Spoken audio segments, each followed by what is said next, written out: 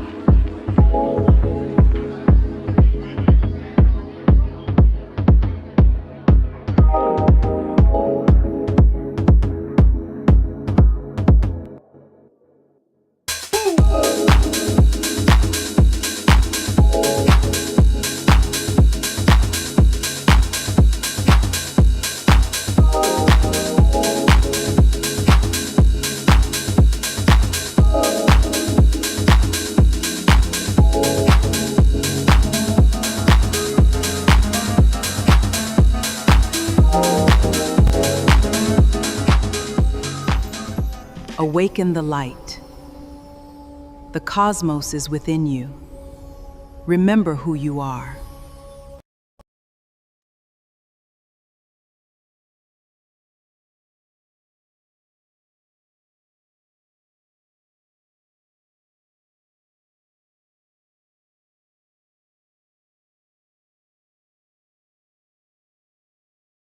He got tricked. And I feel like it's so obvious, but people still miss it.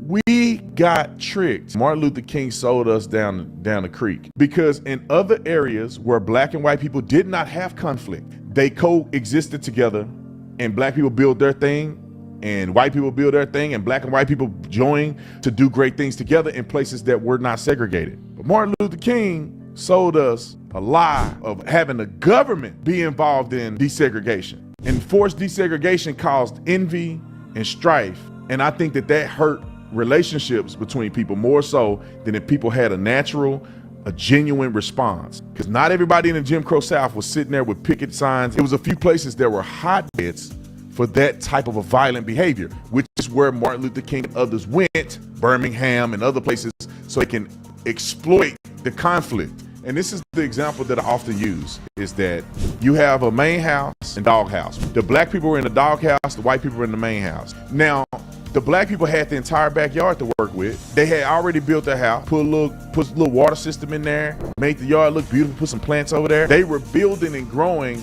their own thing. And Martin Luther King-esque people, Marxist individuals, wanted the black people to abandon their guest house or doghouse to get into the main house, when what they should have done was build their own house on the property and land that they had available to them.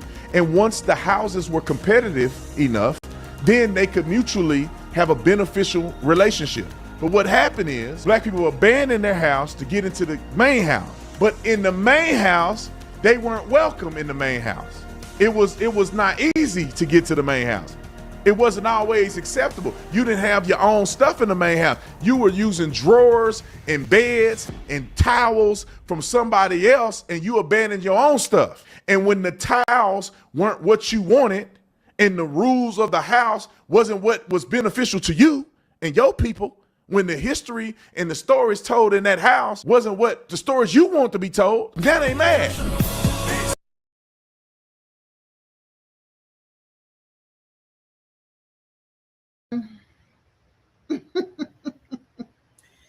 I want you to just sit for a moment with what we just watched, or what I just shared with you. Okay, my friends? Because I do not want us to move too fast right now and let a thing like that become normal.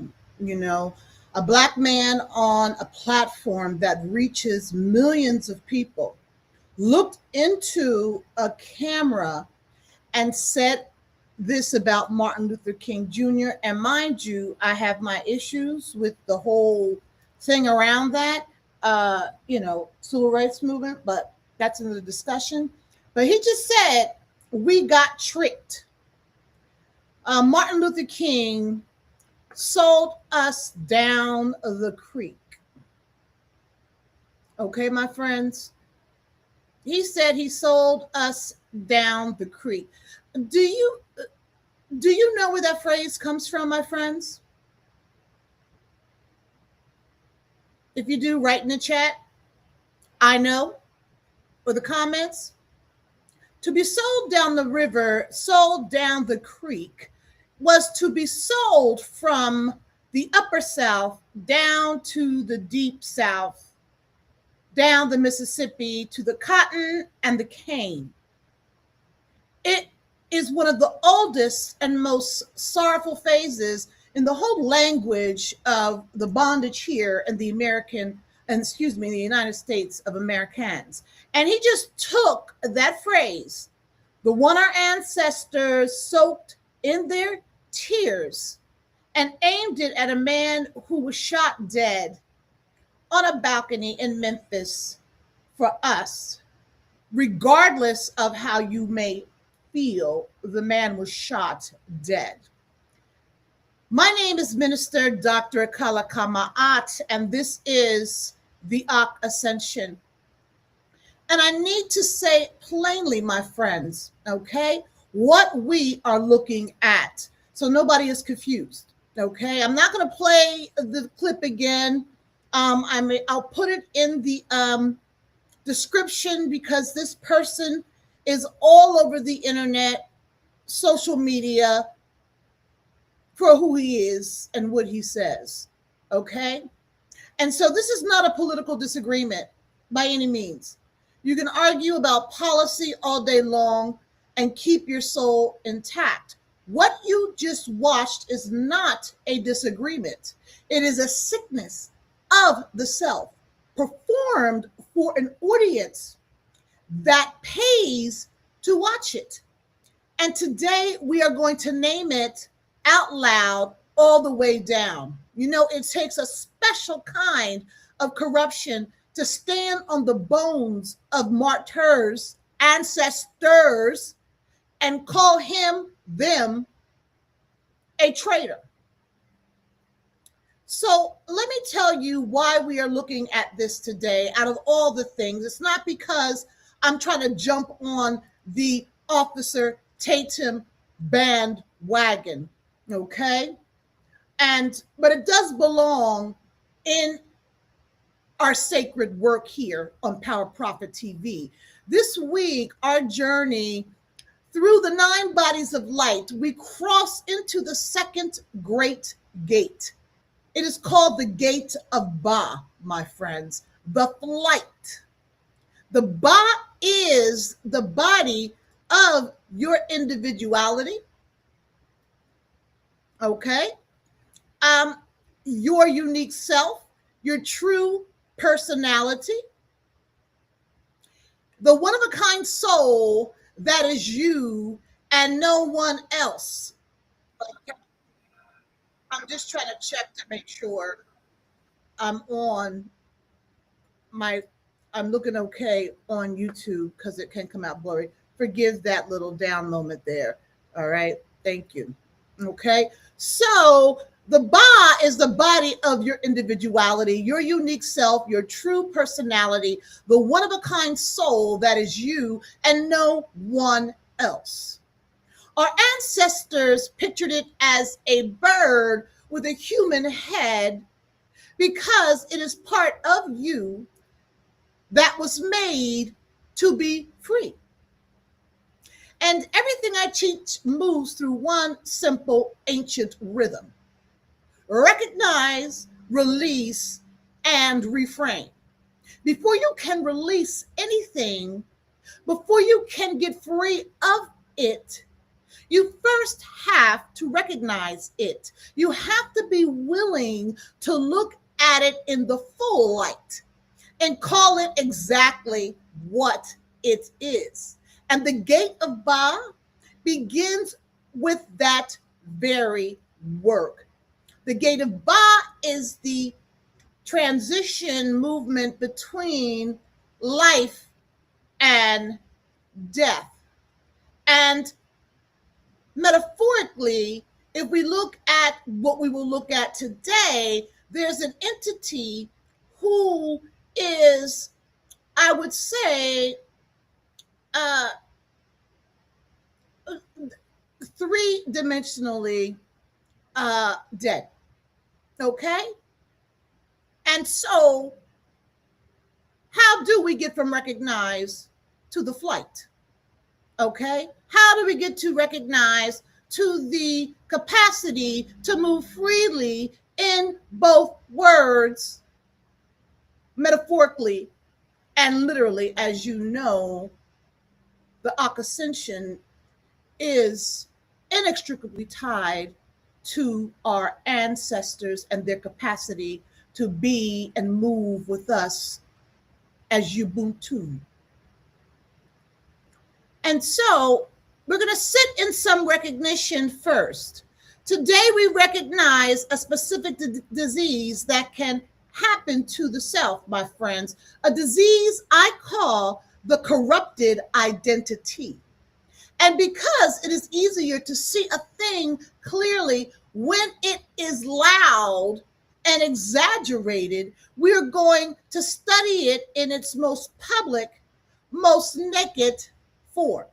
In the words you just heard, this is like a case study. I have not seen something so wonderfully situated for this conversation today than Mr. Officer Tatum, or Officer Mr. Tatum. Okay, you cannot release what you refuse to look at. So today, as every Tuesday, we will look. So let me just give you a little insight into what a corrupted identity actually is, because I'm not throwing that phrase around loosely, my friends. Your Ba, which we haven't gotten to yet in the 9 bodies of light, but this is the gate of Ba. So the Ba is your true self, not a blank thing. And I can't get into every aspect of the Ba. Those conversations are uniquely situated in the temple, but I will give you the quick cliff notes, okay? Your Ba, your true self, is not a blank thing. It has a source. In this work, we call it the true uncorrupted self, the Kim self. And for those of you who may not necessarily have been following my work, Kim means black, melanated, okay? So we're talking about the true self, the uncorrupted self, the Kim self, the self that is rooted in your ancestors and connected to the cosmos, the self that knows in its bones whose it is and where it came from. That is the self you were born as. That is the self underneath everything else. But as I have talked about over and over and over on Power Profit TV, that self can be captured, okay? It can be colonized from the inside, okay? And the things that capture it are not a mystery. They're not. They are ego, unhealed trauma, money. They are the hunger for validation, for the applause of people who are never going to love you. And they are the deep, and I'm talking about the things that capture the self, they are the deep inherited conditioning of a world that was built to make you despise yourself. When those forces take the wheel, my friends, of any person, the voice that speaks is no longer the true self. It is a mask.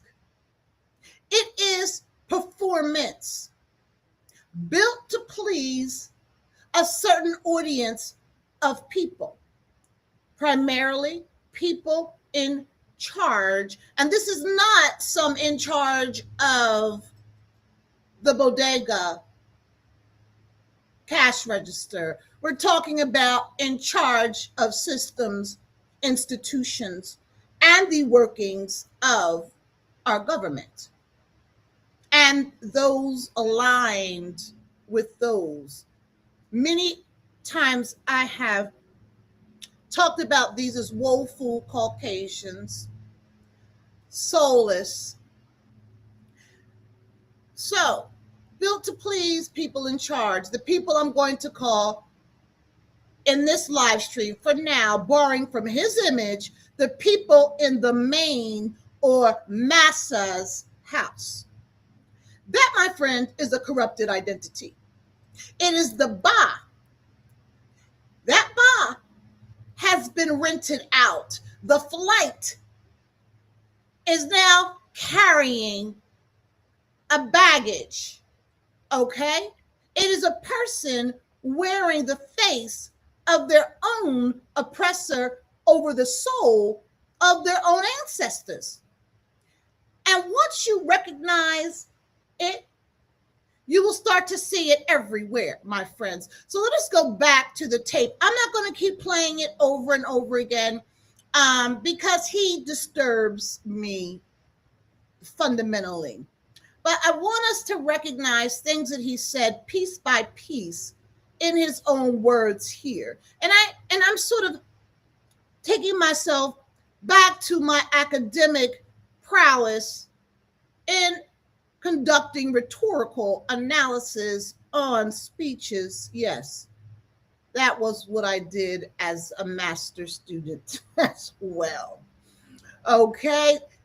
Evaluating his rhetorical persona, because I just want to say this before I begin, my friends. I found this video because I was purposely looking for an example. I've seen this man all over the place on social media. Out of curiosity, I watched these things, looked at the debate, people going after him going after people. And I always want to give people the benefit of the doubt because I operate on an informed trauma approach. I accept people where they are. My first thought was that somebody's making him do it. There's no reason why he would do this on purpose. There's somebody actually there telling him what to say, giving him the script, the ideas, the framework for how he is to talk about things. Okay? That was my first idea. My first idea as to why he would be like this. Okay? My second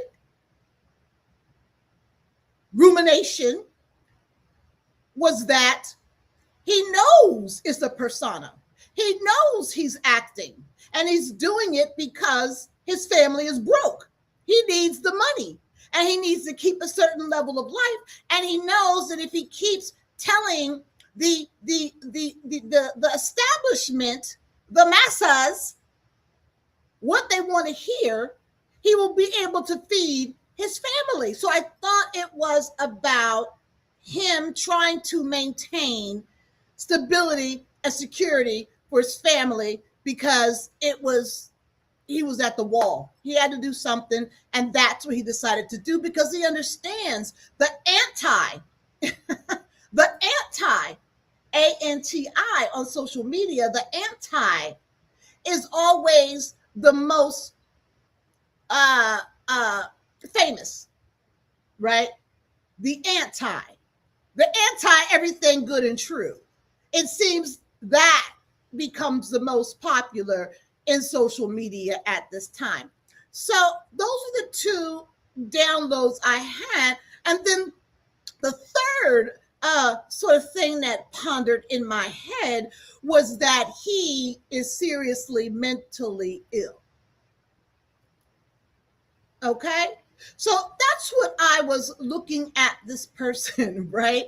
And then when I did more research and realized that he was taking up Charlie Kirk's activity, going to places and debating using Charlie Kirk's framing because it made Charlie Kirk famous, and I see him doing it, I thought perhaps he was working out a stick that he would then hopefully one day transform into something that resonated with his true self. So look, I give people the benefit of the doubt, right? I strive to.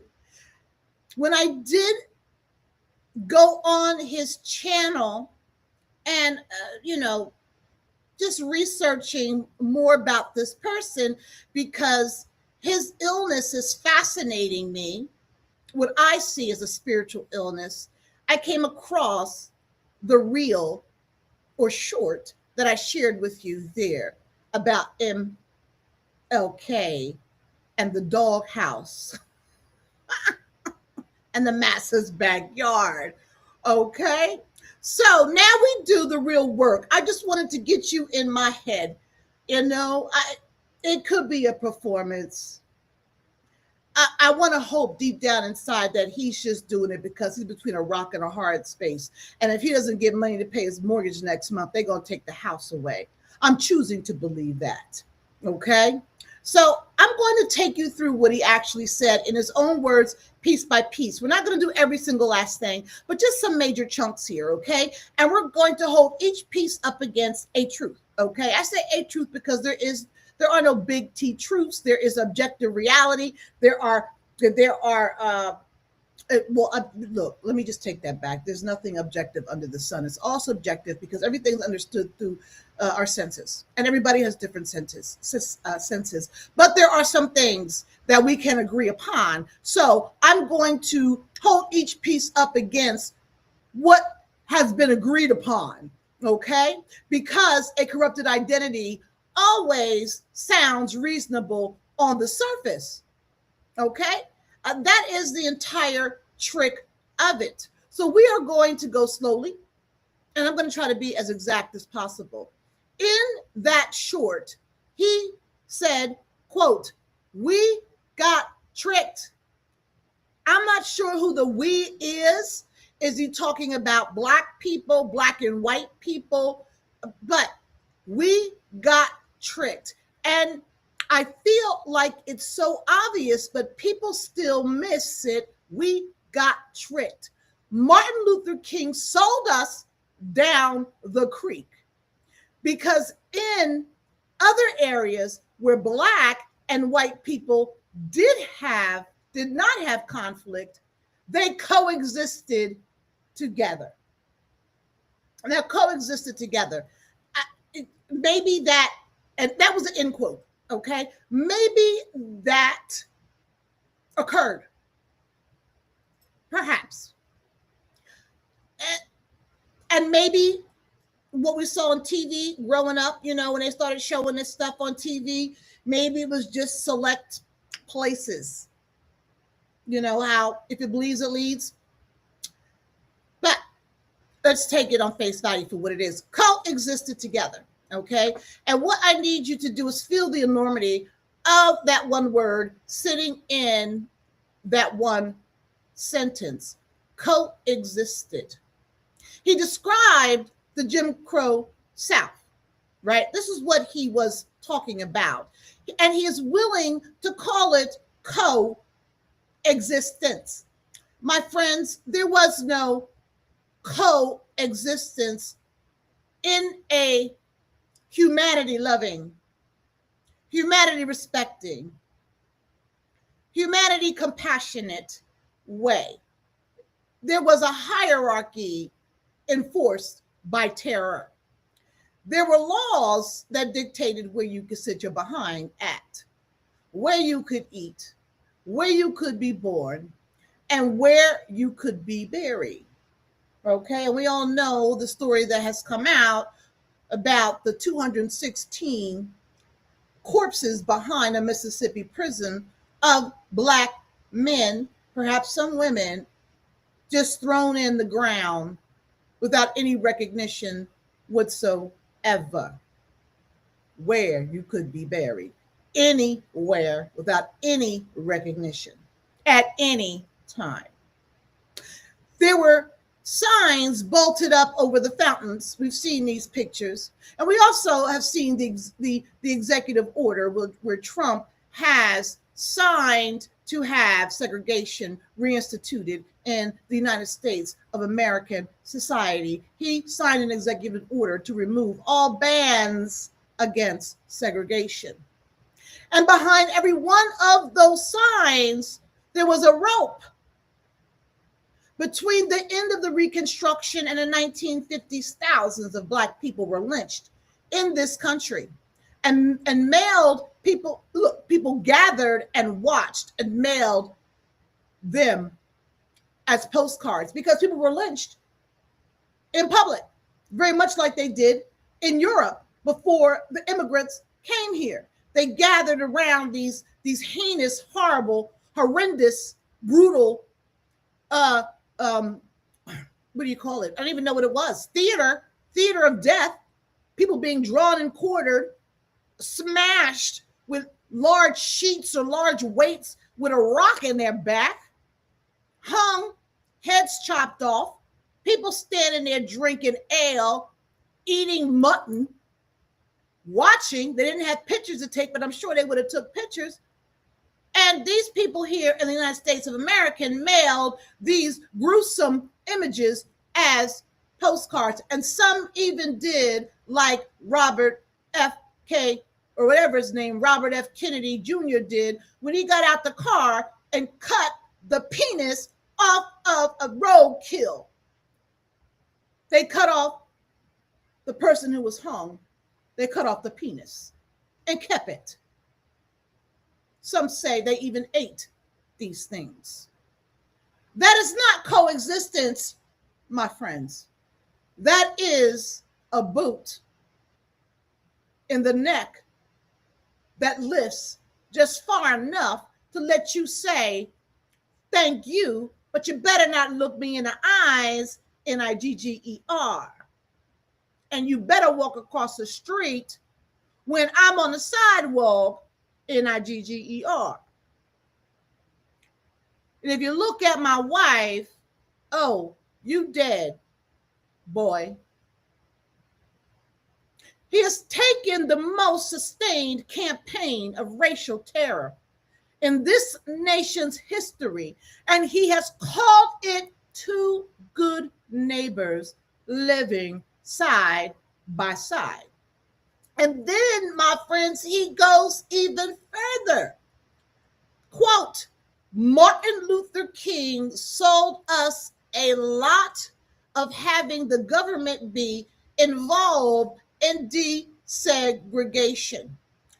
Enforced desegregation caused envy and strife, and I think that hurt relationships between people, end quote. You cannot make this stuff up. Enforced desegregation hurt relationships. Look, I'm going to be the first one to say that, yeah, we should have stayed in our separate corners, right? But when people are building up their worlds, just don't mess with people. Just let them do them, right? I'm okay with that because American society is segregated anyway. When you leave from work, do you think your boss, Mr. Jonathan Feliciano, is going to go hang out with Shafika Rakim and baby boy? And are they going to go to the boss's house? There's a book called Why Are All the Black Kids Sitting at the Same Table in the Cafeteria? I just tore that up. But that is a book on the way in which segregation is embedded in folks at the school level. So enforced desegregation hurt relationships. Catch the sleight of hand here, my friends, because it is the whole magic trick. In his telling, the problem was never segregation. The problem was ending it. The problem was not the boot, the whip, the gun, the dogs, the names, the hate. The problem was that the people who dared to ask the government to help, that was the problem. How dare you victims, how dare you people ask for help? He has flipped it completely inside out. He has turned the cure into the disease, like drapetomania, where the pseudosciences of Caucasians to justify racism said that trying to be free was a disease. Okay, he turned this into a disease, the idea that the problem was not the boot, it was the people asking for help. And notice exactly who this tiny little story serves, right? It serves the precise people who wanted that boot to stay right where it is and that are fighting tooth and nail to put the boot right back, even more perhaps than it was before.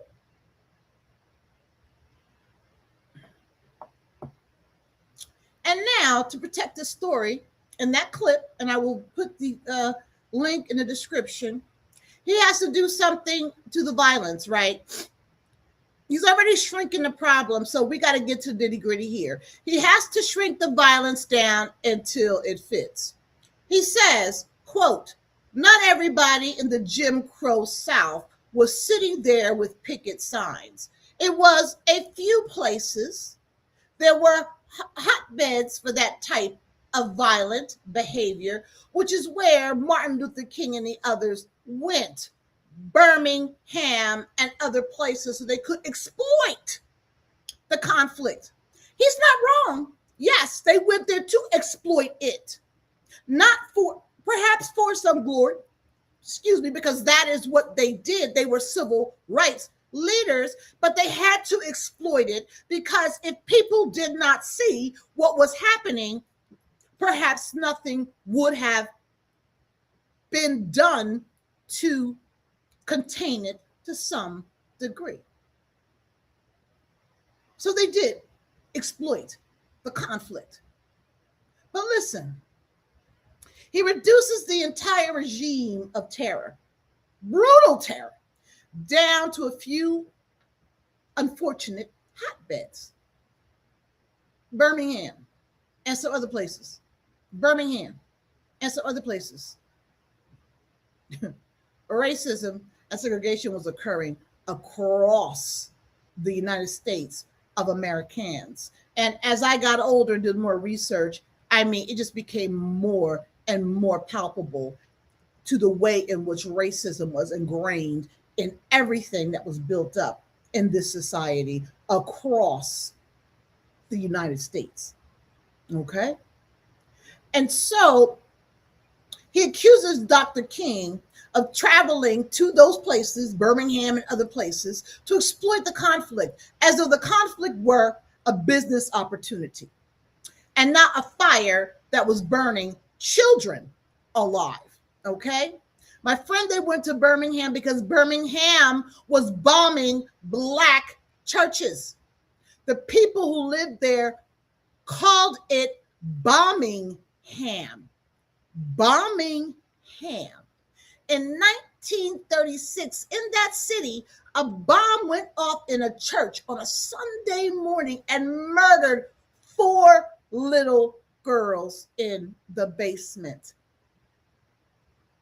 Dr. King did not go to Birmingham to exploit the people.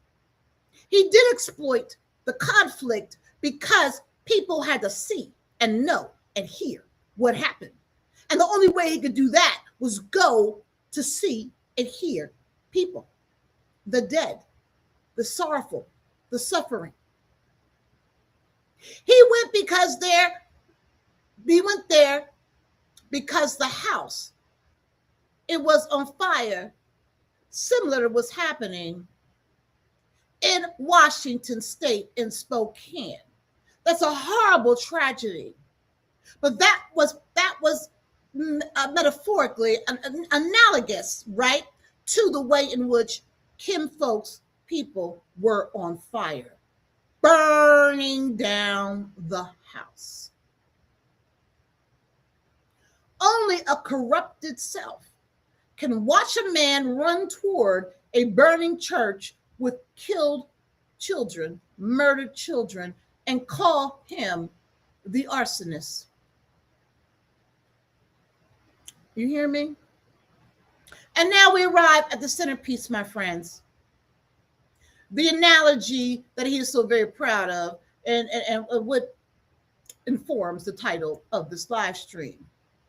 Quote, he says, we have a main house and doghouse. The black people are in the doghouse. The white people are in the main house. Now, the black people had the entire backyard to work with. They had already built a house, put a little water system in there, make the world look beautiful, put some plants over there. They were building and growing their own thing. Now, I may have to read another part of that as I'm going through this little thing here, but I want you to stop right there. And first of all, I want you to listen to the word he chose for the world our ancestors built with their bare hands and where they should live. Doghouse. He called it a doghouse. So what is a doghouse? It's an animal dwelling for a dog, right? Dogs in some cultures are seen as just nasty. Others, they're seen as children, but it is an animal dwelling nonetheless. First, it is an idiom that comes from the real punishment of sending a misbehaving dog outside to stay in its outdoor doghouse away from the family. It is also a colloquialism where the doghouse means you're in trouble, out of favor, or experiencing someone's anger and disapproval because of something you did or did not do. So the doghouse is a form of punishment. And as a form of punishment, there's nothing in there. You're punished. There's nothing to reach for, nothing to do, and it's dark.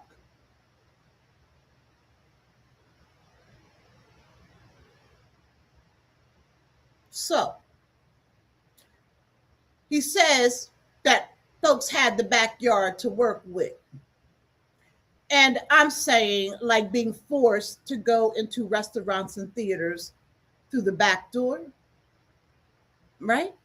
So they built a doghouse where we should have stayed with some access to water, like a Barbie playhouse, a little water system. I'm just so befuddled by his stitching together of ideas here, as if, even if he is play acting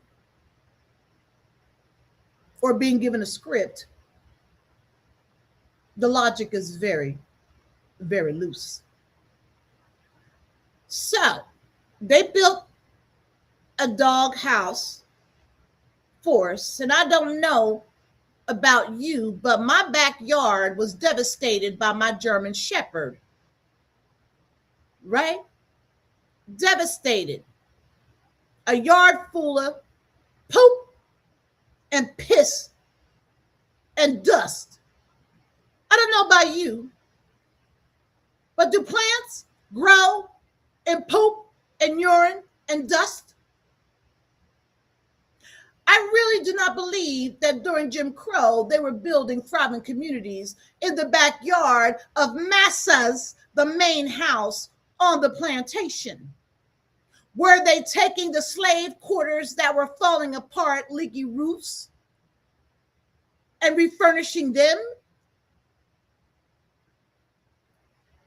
Questions, questions, questions.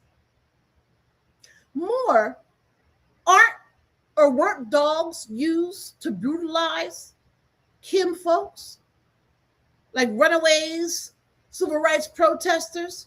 And for those of you who remember the movie Django, what's that? It was Sugarland, where Leonardo DiCaprio had a slave ripped to shreds alive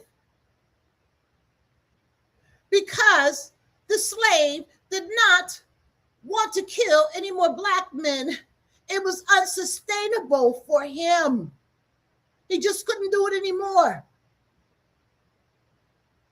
So dogs, multiple dogs, were sent to tear him apart. So we are to kick the killer dog out of the doghouse in Massa's backyard. And so let me just show y'all something right now.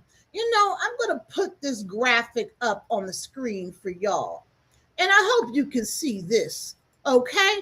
What I want to show you is slave owners. What this image on top is a doghouse.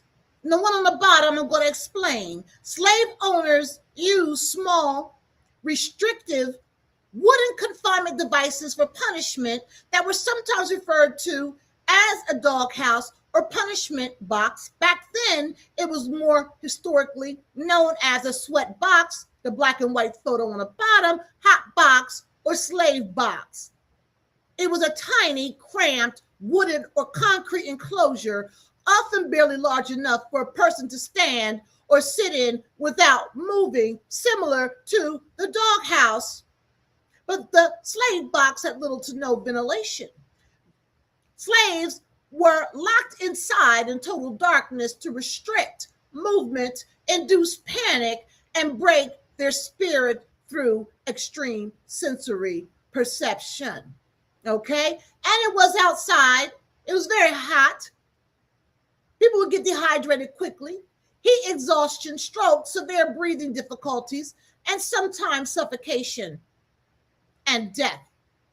They use this as an extreme and brutal method of physical torture and confinement to enforce absolute submission, in addition to the multiple type of punishments they would heap on a slave in the United States of America.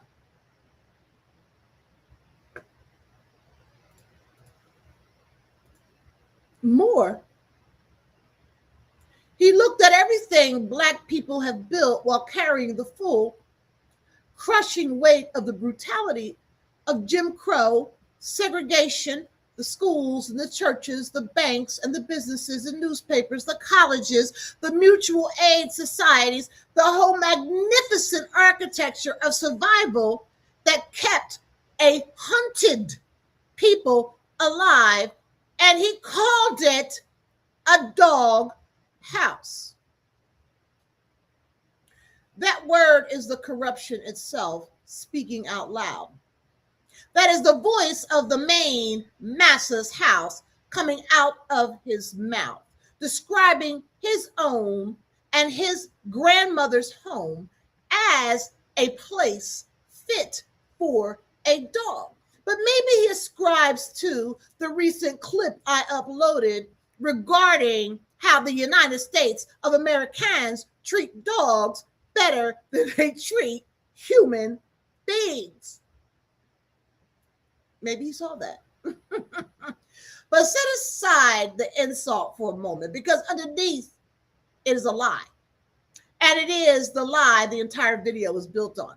He says Kim folks had built their beautiful thing and then simply chose to abandon it. I guess for him, it's because we needed to lose our family values, beat up on another, twerk at pool parties, and kill and get killed by the police for no reason that should incite being shot.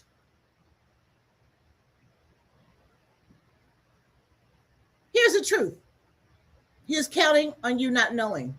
He says, quote, what they should have done, talking about Kim folks, Black people, was build their own house on the plantation and land, build their own property, house on the property and land that they had available to them which really wasn't much back then, excuse me. And once the houses were competitive enough, they would then they could mutually have a beneficial relationship, quote unquote. I'll say it one more time. He says, quote, what they should have done was build their own house on the property and land that they had available to them. And once the houses were competitive enough, they could mutually have a beneficial relationship with Caucasians.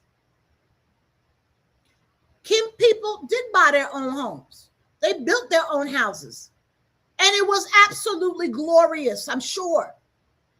In Tulsa, Oklahoma, there was a district called Greenwood, and I've talked about this before. And the whole country came to call it Black Wall Street. I believe there's even a series about Black Wall Street. Black-owned banks, hotels, theaters, doctors, lawyers, a thriving, wealthy, self-sufficient Black city inside the city. The exact thing Officer Tatum stands there and says we should have built. And in 1921, a white mob burnt it down to the ground. Did you hear me? In 1921, a white mob burnt Black Wall Street down to the ground. They dropped fire on it from airplanes.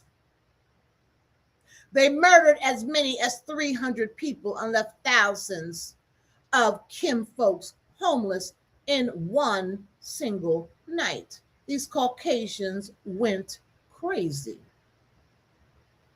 In Rosewood, California, another self-sufficient Black town, in 1923, a Caucasian mob wiped it off the map and massacred the people in it.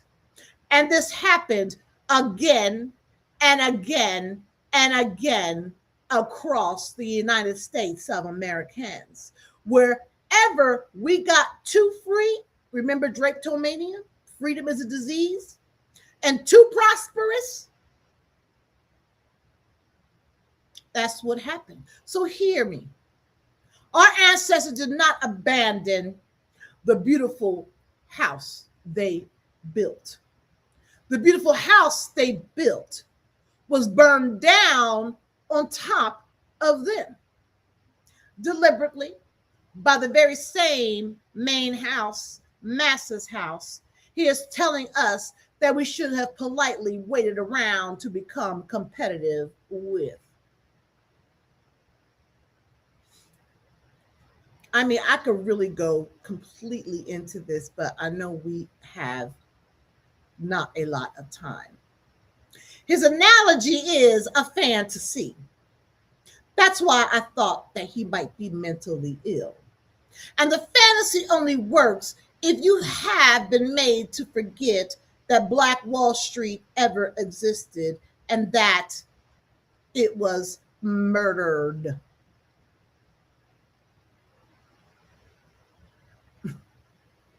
They did not leave the house. The house was burnt down on top of them, my friends. And he is selling you the ashes as if it was their choice. And then he lands the plane on the cruelest note of the whole reel. The part where he turns and blames us. Quote, Black people abandoned their house to get into the main house, the main house. But in the main house, they weren't welcoming. The people who owned the main house were not welcoming. You were using drawers and beds and towels from somebody else, and you abandoned your own stuff. When the history and the stories told that the house wasn't what the stories you want to be told, then y'all mad when the stories didn't match the truth. We got mad. Then y'all mad. Feel the contempt into those three words. And after everything, after the terror and the fire and the fight and the blood, he ends on a sneer at Black people for being angry. I'm going to say it again. I'm starting to believe this man is mentally ill. He takes people who fought and bled and died for the simple right just to sit in the same room and be counted as human, and he shrinks them down into house guests, fussing about towels, who really should be sent into the doghouse with a little water system to work it out back there. And that, my friends, is a final move of the corrupted identity that we are case studying right now. And it is always, always the same move. It sides with powerful Caucasians. It mocks the pain of the powerless. And it does the whole thing with a little, a little laugh. So that raw cruelty can wear the costume of common sense. So let me be clear about what this video actually is from my perspective. Underneath the calm voice, my friends, and the neat little analogies is a white supremacist argument. It is the old argument that Black people were better off under segregation, and that our own liberators are the ones who betrayed us. And it has been carefully dressed in blackface and set to a friendly, reasonable tone with a rap song intro, so that it can be swallowed by the very people it is aimed at.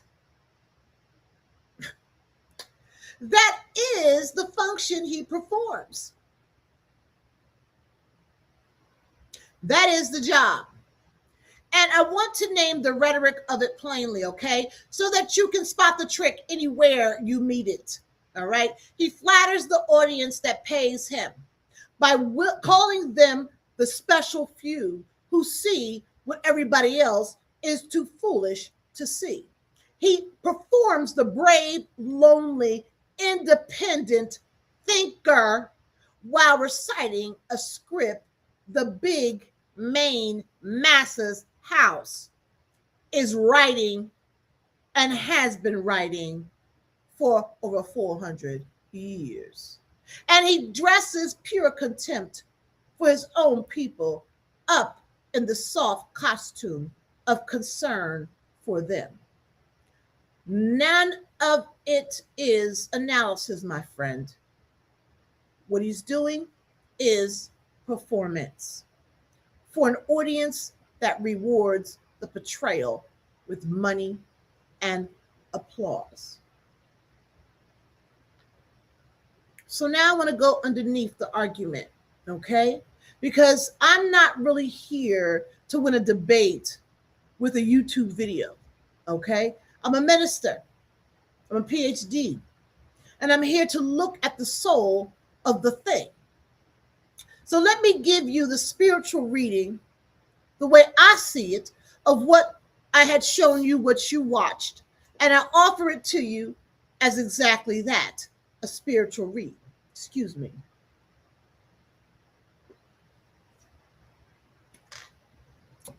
My read of a public man's public words, my spiritual read. From my perspective, through the Ascension lens, within the power of release framework, what has happened inside a person, we have to ask what has happened inside a person for this to come out of them.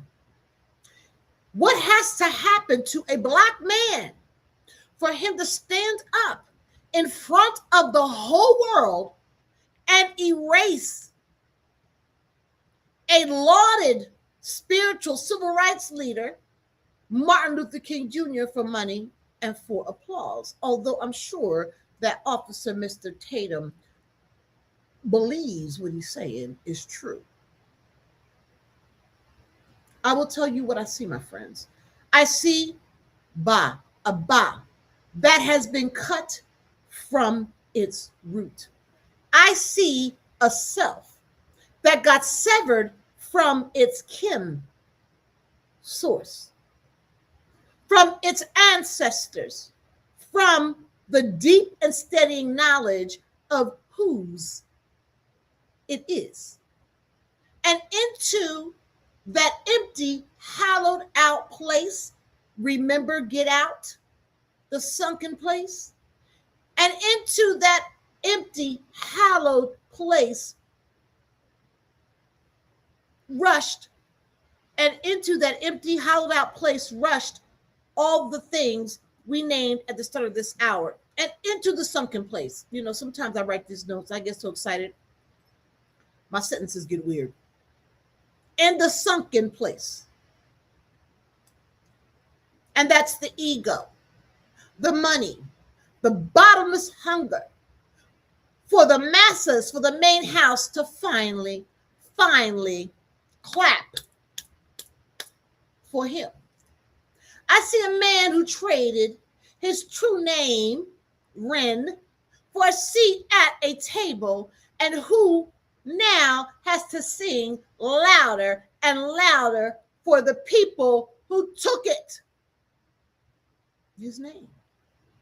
Because the very moment he starts performing the betrayal, the applause stops too. And here's the part I need you to hold with me right now, because it is the hardest part of all. I'm not saying anything about hating this man. He's sick. Trauma-informed approach, you accept people where they are. Hatred is easy, and hatred is a trap, and hatred will corrupt your own ba right along with his. I'm telling you to grieve him,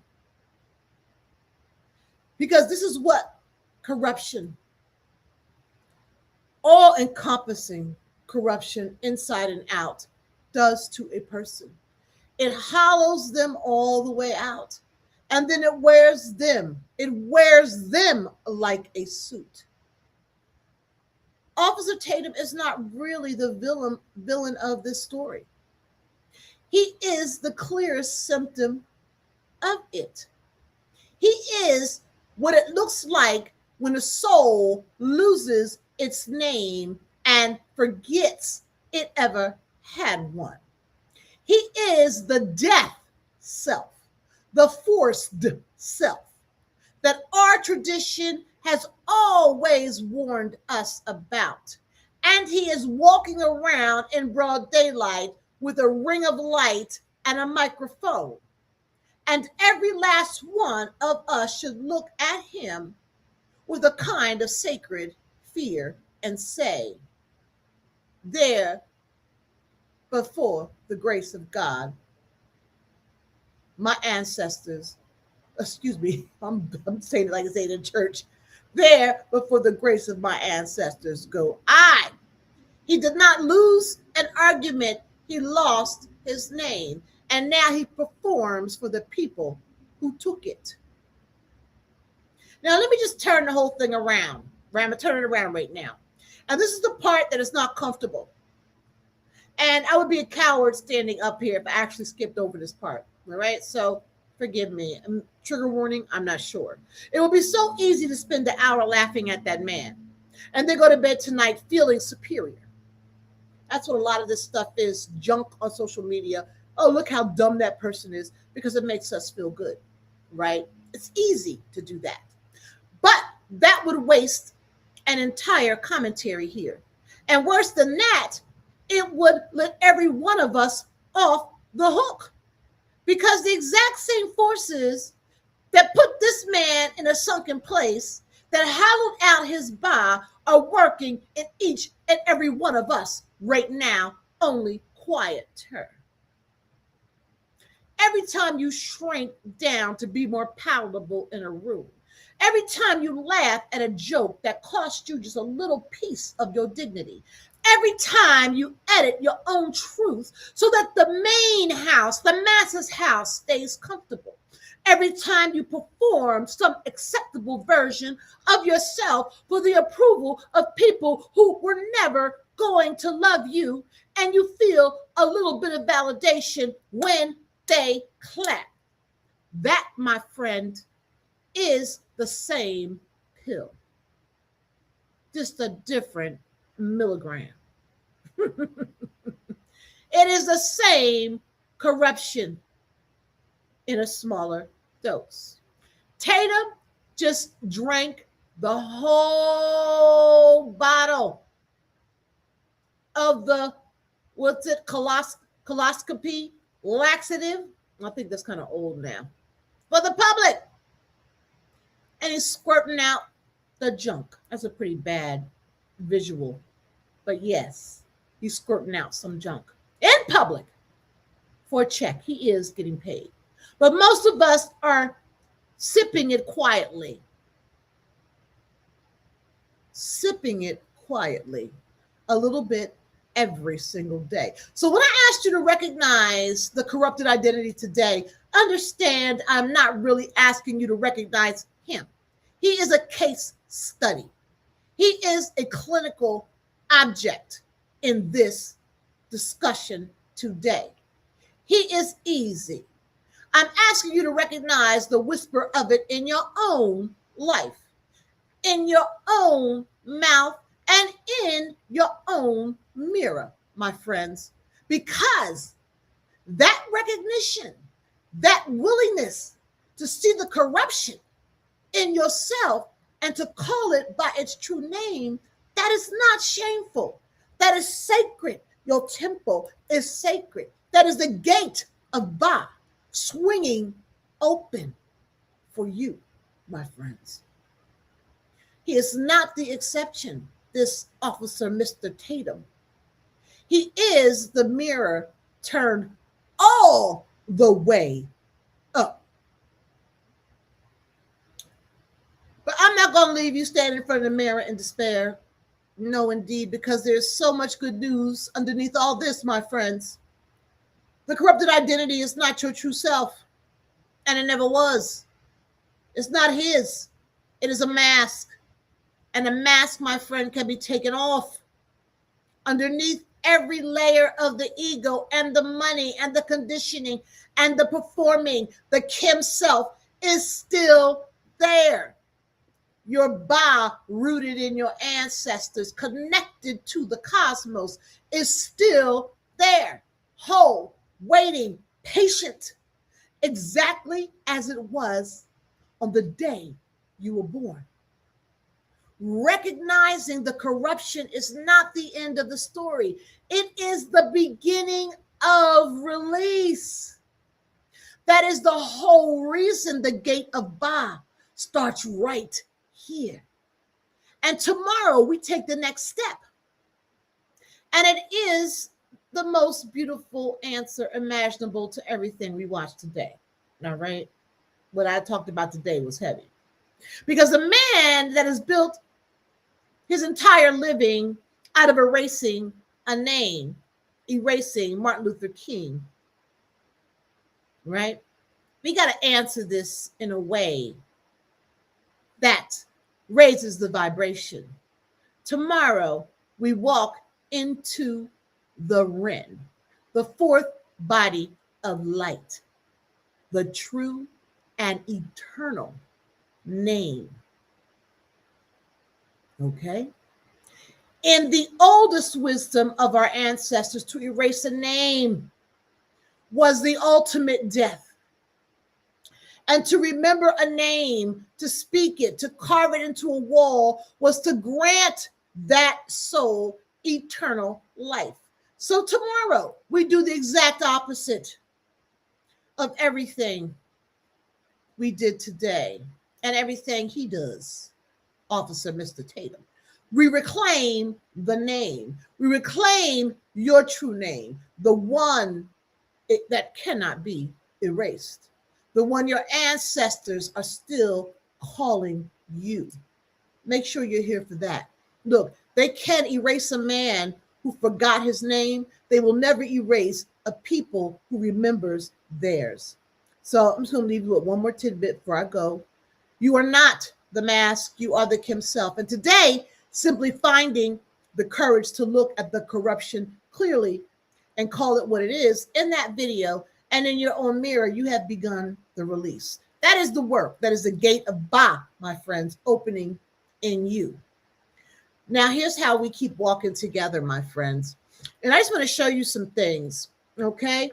I'm going to, first of all, we're going into the gate of Ba.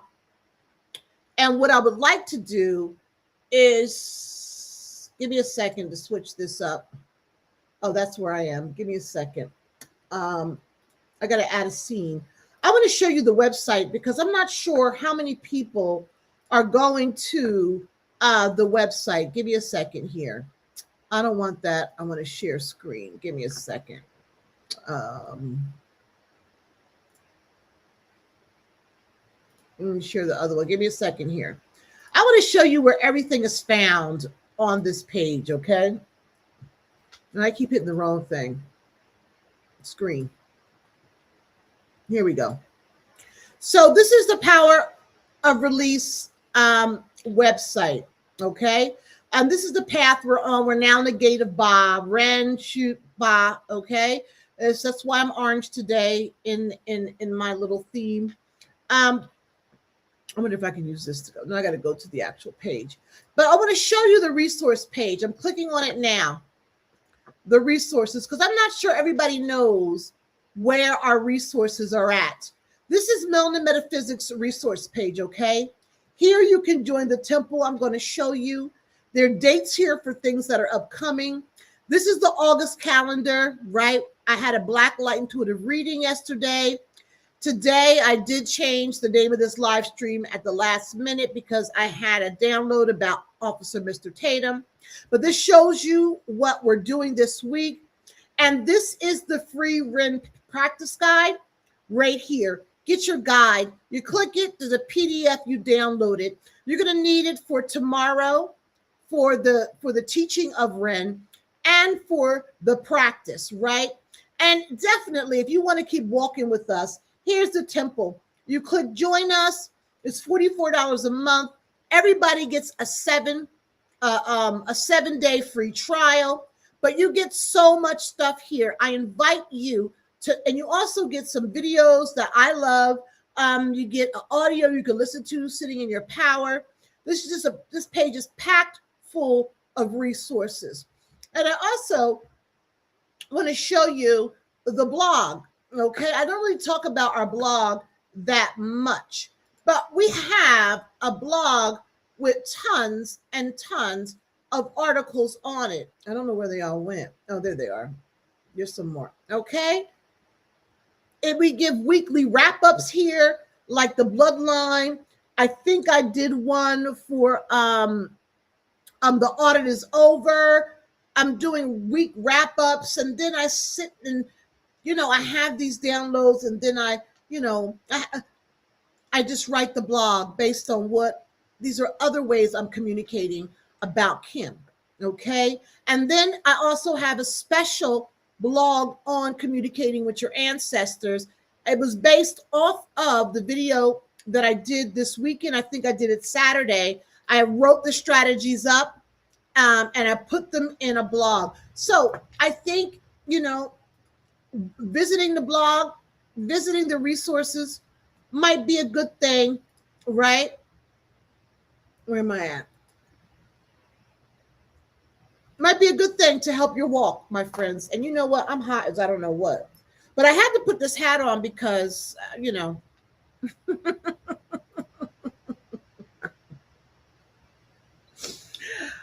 I just felt like I need a little extra special spiritual protection talking about Officer Mr. Tatum today. I didn't even say love and lights. Welcome all. Ashe, right? Welcome, welcome, welcome, welcome. And I did not do my housekeeping, so I'm going to do that housekeeping right now. Please like, subscribe, and hit the notifications. This is critically important to getting us in the algorithm on YouTube so that other people can see this work. If you find it useful for you, perhaps somebody else will find it useful too.